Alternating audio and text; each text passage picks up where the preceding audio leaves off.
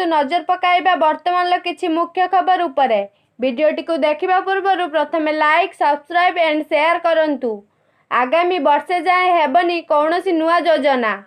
अर्थ मंत्रालय घोषणा केवल आत्मनिर्भर भारत और गरीब कल्याण योजना पाई हेब खर्च। कोरोना पाई आर्थिक संकट को देखी कटकणा। प्रवासी फेरतांक उपरे सुप्रीमकोर्ट गुरुत्वपूर्ण निर्देश। 15 दिन भितर अटकी रही श्रमिक मानू घर को पठाइबा कहले सर्वोच्च अदालत। नियुक्ति सृष्टि करने को राज्य सरकार मानू निर्देश। एलएसी उत्तेजना ह्रास पाई काली भारत और चीन मध्य पुणी उच्चस्तरीय आलोचना। केउ केउ प्रश्न उठाइब भारत ताहा उपरे नजर। धरा पड़ुछि पाकिस्तान गोटे पर गोटे हीन चक्रांत।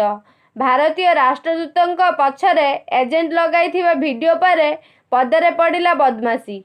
विशेषज्ञ कहिले जेनेभा राजीनामार खोलाखोली उल्लंघन।